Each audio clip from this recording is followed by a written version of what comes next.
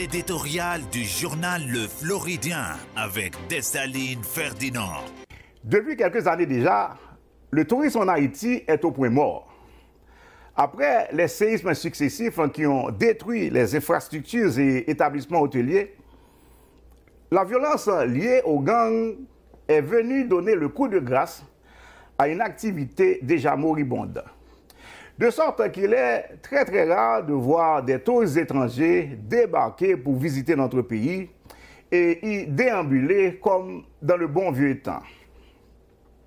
En effet, qui oserait s'aventurer dans un pays où vous risquez d'être kidnappé à tout moment, transformant vos vacances en cauchemar pour vous et votre famille?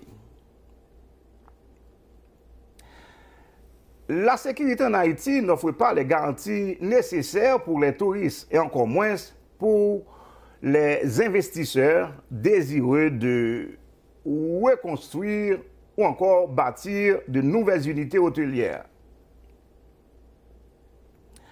Alors, que faire? Se tourner vers le gouvernement? Or, celui-ci ne semble pas être en mesure de faire quoi que ce soit, étant complètement débordé par le désordre généralisé régnant sur place. Reste la diaspora qui, une fois encore, peut jouer le rôle de catalyseur pour relancer une industrie totalement détruite par des années d'insécurité et d'instabilité politique. Un groupe d'Haïtiens vivant en Floride a ainsi pris récemment une belle initiative en organisant un pique-nique en Haïti le temps d'un week-end. Le but, selon les organisateurs, étant de remettre Haïti sur la map monde, comme on dit, et d'en faire une destination atypique pour les touristes à la recherche de nouvelles sensations. Les invités, élégamment vêtus en blanc, seront conviés à un lieu tenu secret au Cap Haïtien.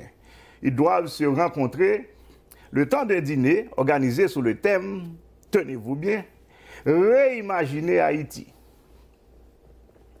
Environ 1 million d'invités sont attendus. Ce chiffre reste bien entendu bien loin des 1,3 million de touristes reçus en 2018, mais il faut le dire, c'est un premier pas.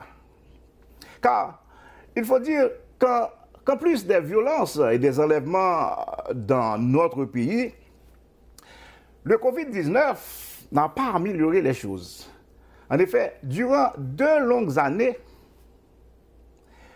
le tourisme mondial a connu une période de crise inédite. Même les grands pays touristiques comme la France ou encore l'Italie ont souffert. Haïti, évidemment, n'a malheureusement pas échappé à cette crise mondiale. Le tourisme qui était déjà mal en point s'est alors complètement effondré. Mais si le gouvernement veut véritablement que les touristes reviennent à nouveau dans notre pays, il faudra impérativement trouver une solution au problème de l'insécurité. La région côtière des Arcadiens, qui était jadis un lieu villégiature pour les visiteurs désireux de profiter des belles plages, n'est plus que l'ombre d'elle-même. Les hôtels restent désespérément vides malgré les appels incessants des propriétaires qui réclament des mesures concrètes de la part des différents gouvernements pour assurer même un minimum de sécurité. En effet, les violences à la sortie nord de la capitale dissuadent les touristes à se rendre vers cette côte paradisiaque. La zone sud du pays n'est pas mieux lotie, puisque les touristes qui veulent s'y rendre doivent passer par Martissan, un quartier coupe-gorge, je dirais, où même la police ne s'ose plus s'aventurer.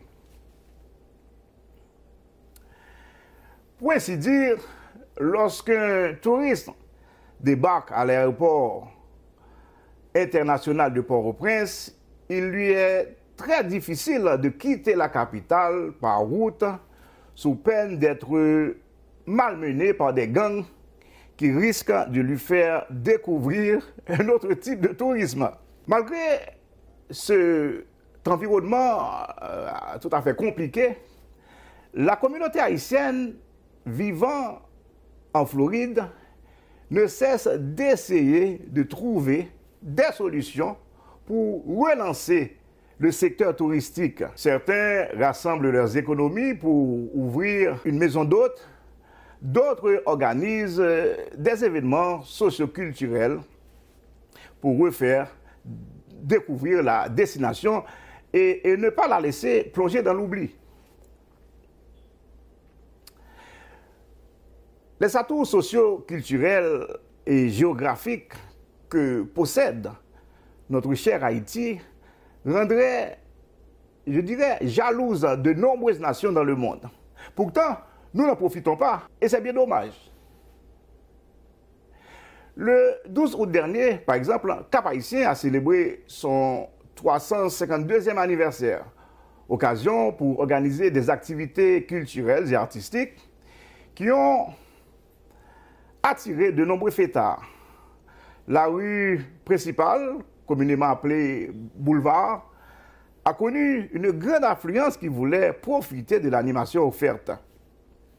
Les artisans et les vendeurs se sont joints à la fête pour relancer le commerce local. Une telle ferveur fait plaisir à voir et laisse espérer un futur plus radieux pour notre pays. Cela montre, une fois de plus, que malgré les difficultés, le peuple haïtien peut compter sur sa résilience pour se relancer. Et il peut aussi compter sur la communauté haïtienne installée à l'étranger, celle de Floride plus particulièrement, qui n'a qu'une seule ambition, redonner le sourire à ses frères et sœurs restés au pays.